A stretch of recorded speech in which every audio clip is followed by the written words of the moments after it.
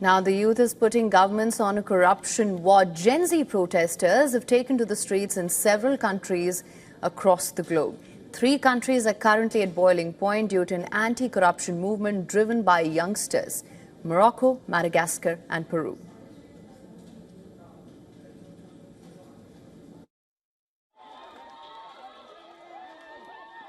In Madagascar, protesters are demanding the resignation of the country's president. Andre Raulina calls for sweeping reforms come amid growing dissent and outcry over failure of electricity and water supplies.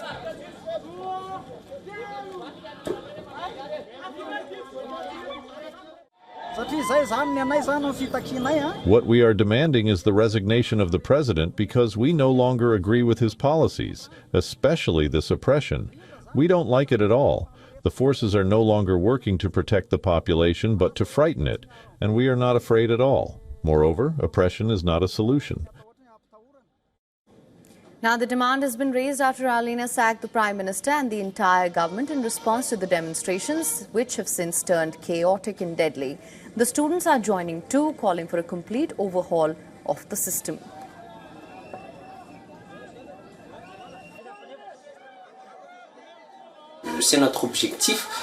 I think that this movement is the way to change the system. We need to rearrange things because it's this system that makes it easier for power to be monopolized by a certain group of people who only care about their own well-being.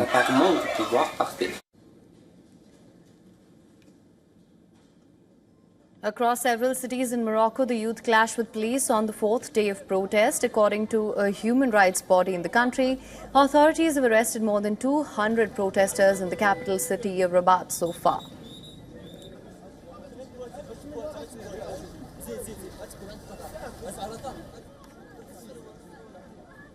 Moroccans have been demanding reforms in the sectors of public health and education. The latter triggered involvement from Gen Z demonstrators, while it is the death of 8 pregnant women in hospitals which snowballed into public anger, pouring out onto the streets.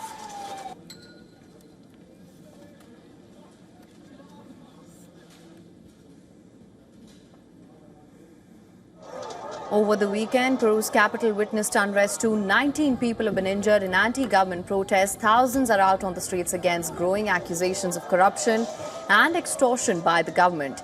Heavy police presence triggered a standoff between protesters and the authorities.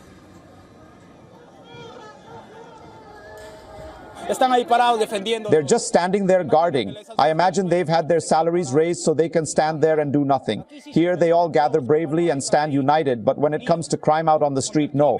They're never there and they always show up late, which is infuriating.